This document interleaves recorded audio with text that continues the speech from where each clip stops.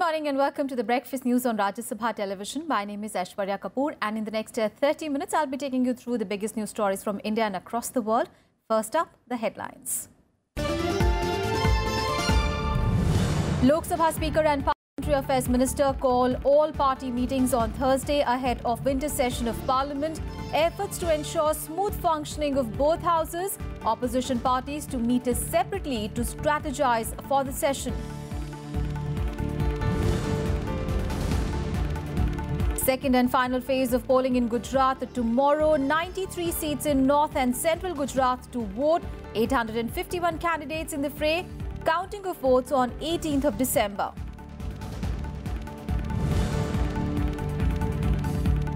Search on for 5 soldiers missing in Avalanche in Jammu and Kashmir. Snowfall continues in Himachal and Uttarakhand. Rains bring down temperatures considerably. And India and Sri Lanka to play second ODI in Mohali today. Hosts look to level the 3-match series.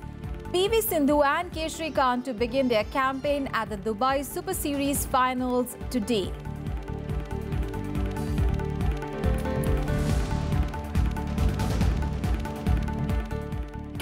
Our top story this morning, Parliamentary Affairs Minister Anand Kumar has called an all-party meeting on 14th of December in the Parliament Library ahead of the winter session of Parliament. The Parliament winter session will be held from 15th of December to 5th of January. The meeting is to discuss ways to ensure smooth functioning of Parliament. Lok Sabha Speaker Sumitra Mahajan has also called an all-party meeting on Thursday ahead of the winter session.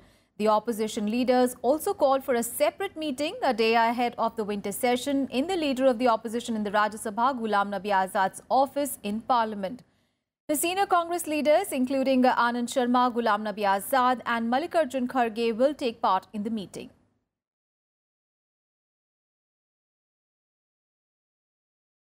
And today is the 16th commemoration day of the sacrifice made by security personnel at the Parliament House during the 2001 terrorist attack. Floral tributes will be paid at the plaque at the Parliament House to the brave hearts of the attack. A 2-minute silence will also be observed in the honour of the martyrs. On this fateful day in 2001, 5 heavily armed terrorists belonging to terror groups Lashkar-e-Toiba and Jaish-e-Mohammed stormed the complex in New Delhi and opened fire indiscriminately. The attack led to the death of 14 people, mostly security forces and 1 civilian. There were about 100 members of parliament in the building at the time of the attack, including the then Home Minister L.K. Advani. All MPs and ministers escaped unhurt because of the courage displayed by the security forces. And now let's get you all the news on Gujarat Assembly elections.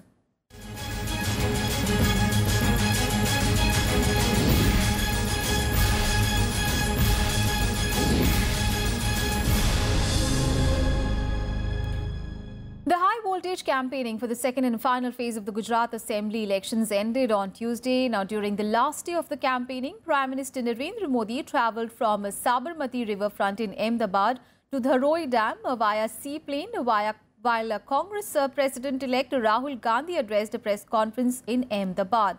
The second phase of the Gujarat polls will be held on 14th of December in 93 assembly constituencies across 14 districts.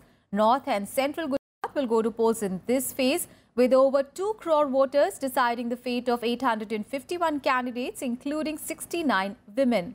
Voting will be held in over 25,000 polling stations, over 40,000 ballot units and more than 35,000 VVPAT machines have been deployed.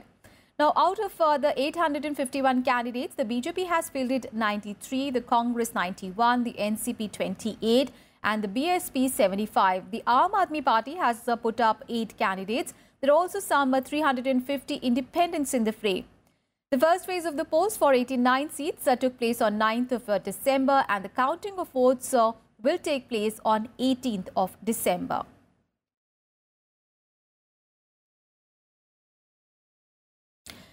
On to our special story. Anand is the milk capital of India, known for the Amul dairy and its milk revolution. Now, this city hosts the head office of Gujarat Cooperative Milk Marketing Federation Limited. Gujarat boasts of a robust cooperative movement, and as the Gujarat gears up to vote for the second phase, the dairy sector is in focus as lakhs of people associated with it form a significant vote bank. Hansa Patel affectionately pats her cows before milking them. Hansa and her daughter-in-law Kirina juggle between the dairy farming business and household chores effortlessly. Their daily output is 200 litres of milk. The dairy cooperative movement has empowered women like Hansa in Anand, who are the backbone of the dairy industry in Gujarat. As many as 2,124 milk cooperative societies are run by women in Gujarat. Of the 31.8 lakh members in 15 district unions, 8.2 lakh are women. અમૂલમાંથી પૂરેપૂરો ફાયદો મળે છે. દૂધ સાંજ સવારે આવીને અમે કહીએ ત્યારે લઈ જાય છે. દાનની બી સગવડ આપે છે. દાન બી એનું સારું આવે છે. અને પ્લસ ગાય બીમાર પડે તો 100 રૂપિયાની અમે પોચ પડાવીએ છીએ તો ફ્રીમાં આવીને દવા કરી જાય છે. અમૂલ તરફથી ગાડી આવે છે. એક ગાય હોય કે 10 ગાય હોય, 100 રૂપિયા ઉપર બધી ગાયોની ટ્રીટમેન્ટ ડૉક્ટર કરી જાય છે. Set up in 1946 on the suggestions of Sardar Vallabhbhai Patel to bypass middlemen, Amul, with the cooperatives as its backbone, has grown into a dairy behemoth. Managed and run by the Gujarat Cooperative Milk Marketing Federation, the Amul brand is owned by 18,536 village dairy cooperatives. Amul sells 120 lakh litres of milk across the country daily, of which 50 lakh is sold in Gujarat. The Gujarat Cooperative Milk Marketing Federation has crossed a sales turnover of 23,000 crore rupees in the financial year 2015-16. This cooperative model has also hooked next generation of entrepreneurs. आगे अमूल का भी support रहा, इसलिए अमूल ने सब किया. Loan का requirement Amul ने लेटर दिया, ये सब करके हमने लोन लिया. हमने अमूल की तरफ से अभी 50 लाख का लोन मिला है, उसमें 20 ब्याज सहाय का भी है. सरकार की तरफ से ब्याज सहाय भी है. Dairy cooperatives in Gujarat have created an economic network that links more than 3.1 million village milk producers with millions of consumers in India. The dairy cooperative movement is a representation of the economic freedom of farmers. Historians say that founder of Amul, Tribhuvan Das Patel, was apolitical. Even father of Operation Flood, late Verghese, tried his best to keep the dairy cooperative movement out of the political realm. But the political implications look inexorable as many faces from the dairy unions are contesting polls. Political or apolitical, the fact remains that this kind of cooperative movement can be replicated in other parts of the country to alleviate poverty levels. Reporting from Anand with camera person Yogesh Agarwal, I'm Kriti Mishra for Rajya Sabha Television. And Gujarat has been the pioneer state in tapping solar power energy to produce electricity. However, it has been overtaken by states such as Telangana, Rajasthan, Andhra Pradesh, and is currently ranked 6th with 1,384 megawatts of solar power capacity. Gujarat's solar panels over canals project is touted as a great idea for sustainable energy production. The country's first solar park also came up at Charanka village in Gujarat in April 2012. In April 2012, Charanka village in Gujarat got the distinction of getting the country's first solar park plan. Spread across 5,384 acres of barren land, it's Asia's biggest and world's third largest photovoltaic power station. The park has a power generation capacity of 500 megawatts and present installed capacity stands at 214 megawatts. Needless to say, the project has created jobs and economic progress in the region. पहले ये 2011 से पहले ये पूरा ज़मीन बंजर था, लेकिन ये पूरा जानवर था, लेकिन लोग ये चलते थे तो उसको बीक लगती थी. लेकिन पूरा ये सोलर पार्क आ गया तो इनके पीछे पीछे सड़क भी आ गया. ये गांव का सड़क नहीं था तो बढ़िया डबल हाईवे का सड़क बना दिया.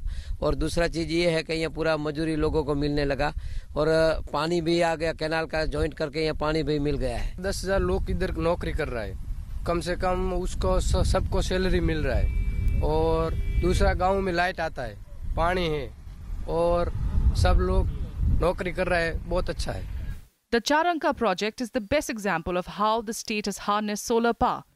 Other innovative uses include solar plants atop canals that save on land and water. Not only do the canal projects produce clean energy, but the solar panels even reduce water evaporation. Gujarat has a canal network extending up to 80,000 kilometers. The state can produce 18,000 megawatts of power using just 30% of this network. That is almost equal to the entire coal-based power plant capacity of Delhi, Rajasthan and Telangana combined. Solar उठ जाएगा तो बहुत फायदा थाएगा, वो अच्छा आ जाएगा तो जमीन रोके दे तो सूली सही जाएगा, अच्छा है तो हमारे को बहुत फायदा है, वो बच्चा का फायदा है, अमीरों को फायदा है, बहुत फायदा है। पानी का तो नरेंद्र मोदी में एक दे तो आ जाएगा, वो तो पानी तो पहाड़ में ही आ जाएगा, अच्छा पानी आता तो बच्चा बहुत सुख दिया है, वो नीला है। Gujarat also has the world's first solar cooperative that produces solar power as a remunerative crop. The Solar Pump Irrigators is cooperative enterprise that started operating in May 2016, not only made a switch from diesel to solar pumps, but also adopted net metering, selling excess power to the local electricity utility. Kriti Mishra's report for Rajya Sabha TV.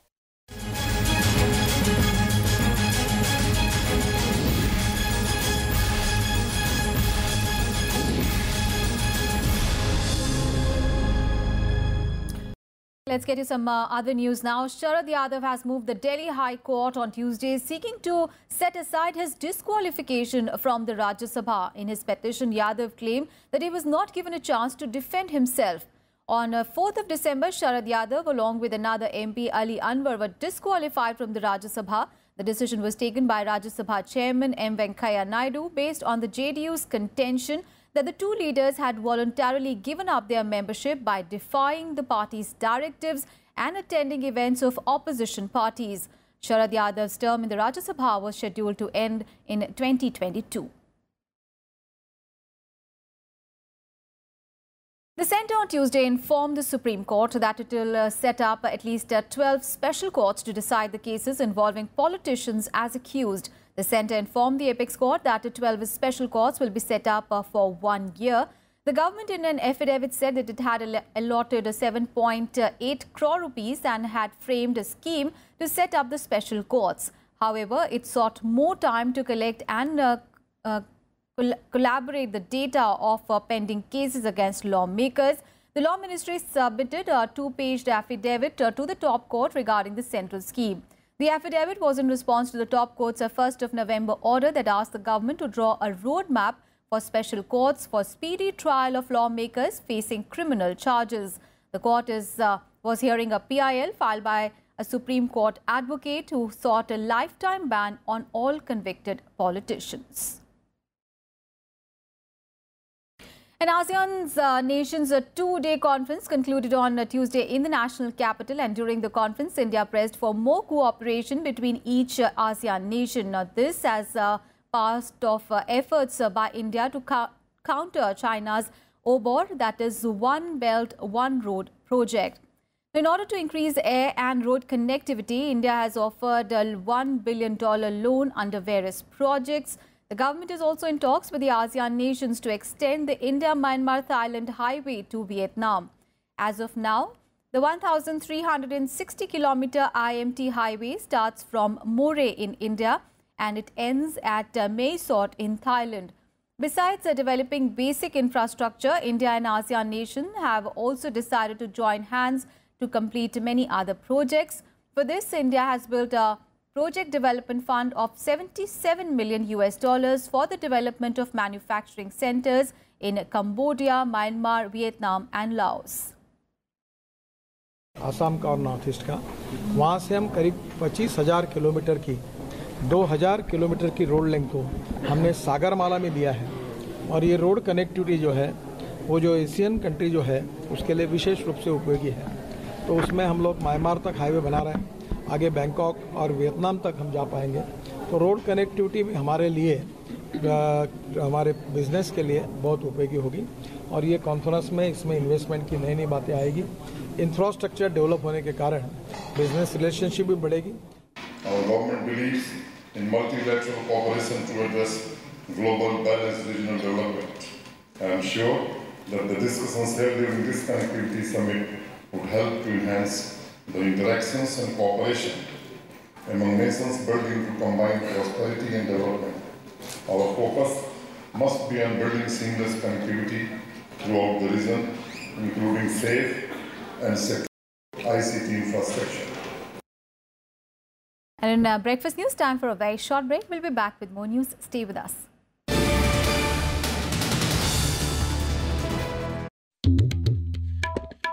The story we thought we knew. The story of magnificence. The story of bloody battles. Of those who ruled and those who left their footprints. The story charting the course of our past. Talking history on Rajya Sabha TV.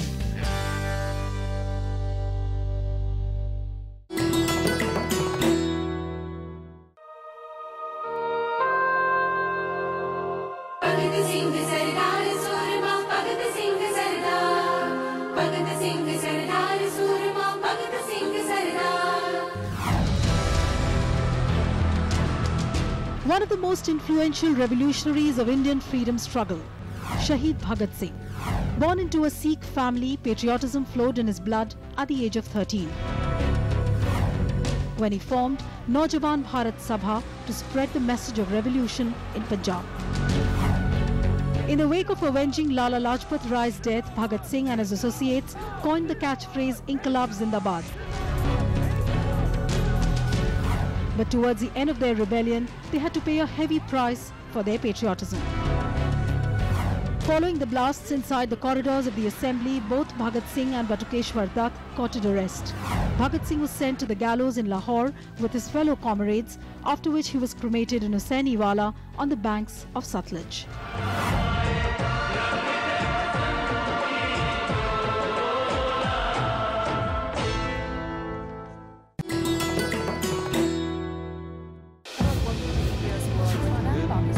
From a regional power to an assertive global leader.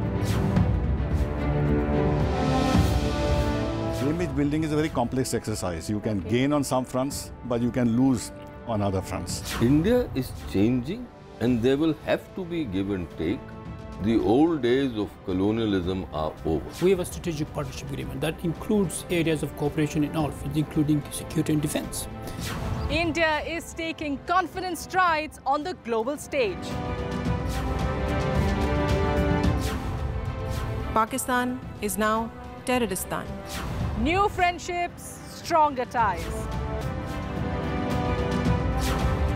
Join me, Tracy Shilshi, every Monday at 10 p.m. as I speak to India's foreign policy elite.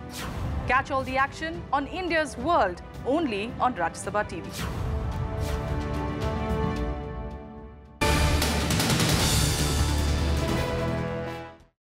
Welcome back after the break. A big story coming in from Jammu and Kashmir, where 5 soldiers are missing along the line of control in Kashmir's Gurez and Nagaum sectors. 3 of them were reported missing in a Gurez sector of Bandipora district following an avalanche. The avalanche was triggered by heavy snowfall at Bakhtur. The 2 other soldiers are also reported to have gone down in a slope in Nagaum sector in Kupwara district. According to police, efforts are on to find the missing soldiers. However, continuous snow is hampering rescue and search work. The snowfall in Srinagar city and poor visibility in the morning also affected operation of flights, as chopper service at Mata Vaishno Devi Shrine from Katra base camp also remained hit due to bad weather. And snowfall has also been reported in the higher reaches of the hill districts of Uttarakhand. Now, incidentally, rain in most places has also brought the temperatures down across the state, making it chillier.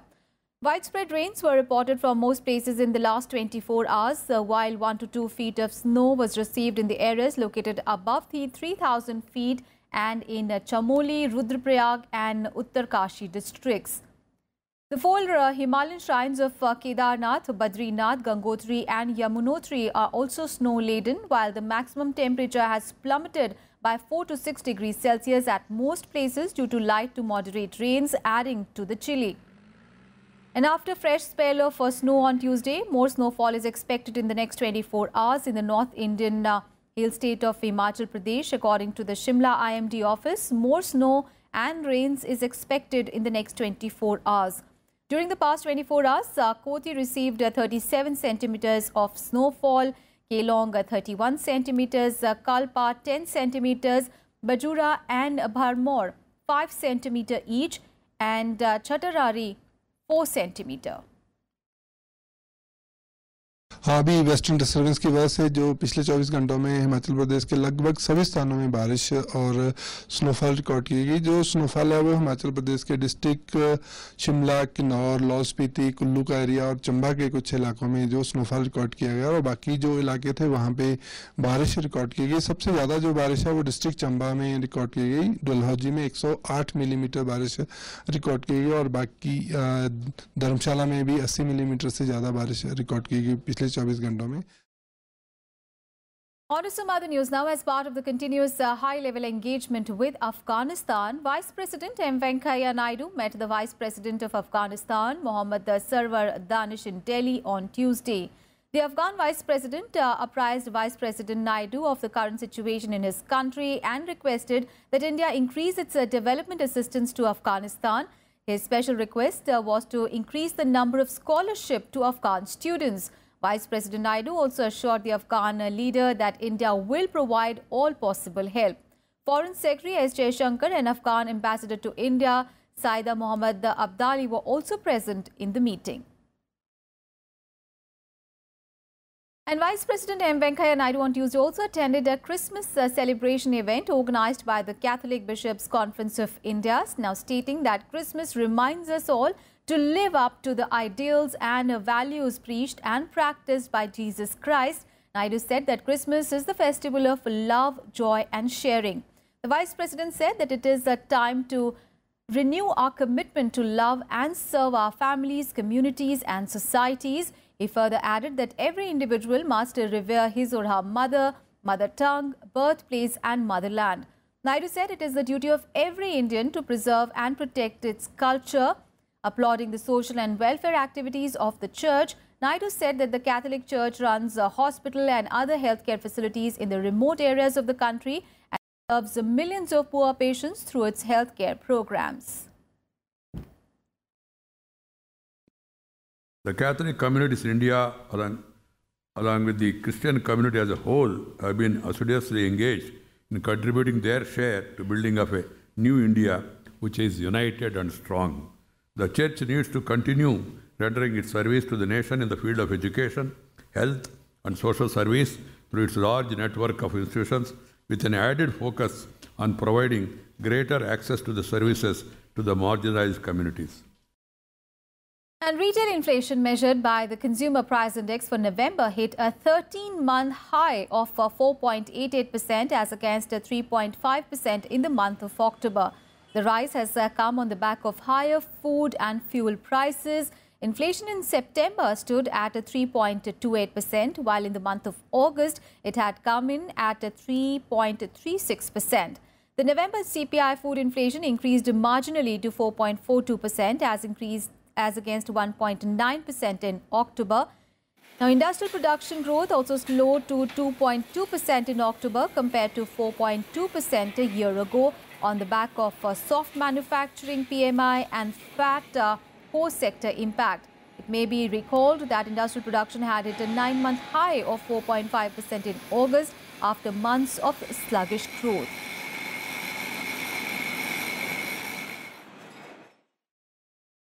And India has expressed a deep disappointment over the decision of a major member country to go back on its commitment for a permanent solution to the public food stock holding issue. The statement came at the ongoing ministerial conference of the World Trade Organization, or the WTO. India's attempts to find a permanent solution to the food stockpile issue at the 11th edition of the ministerial conference hit a roadblock as the US refused to engage, threatening to a successful conclusion of the 4-day conference.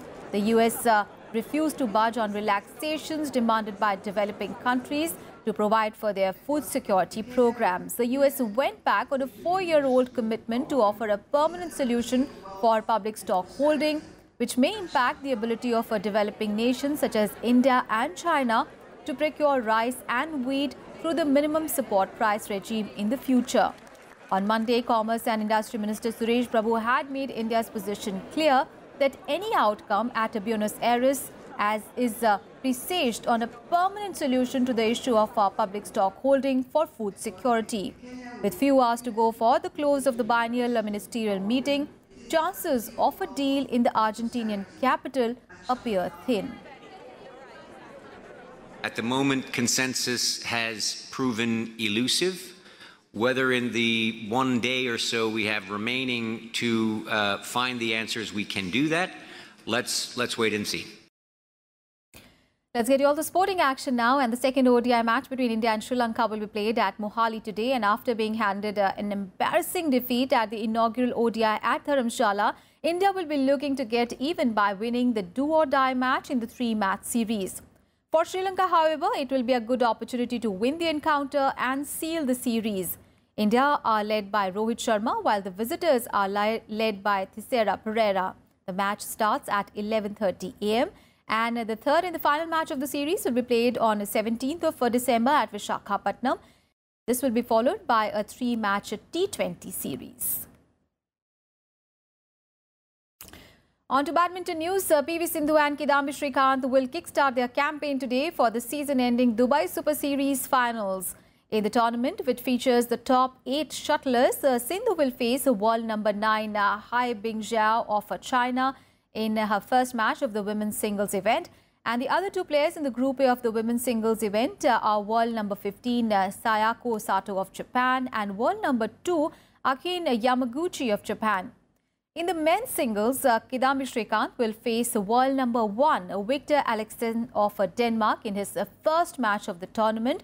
Apart from Alexen, Srikanth has been placed in Group B of the men's singles event along with world number 7 Chao Tien Chen and world number 8 Shi Yung.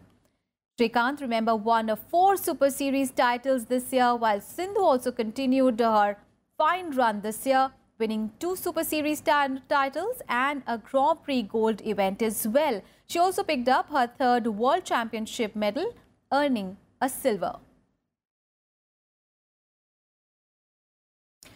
And that's it from me and my team in this edition of news. Thanks for watching.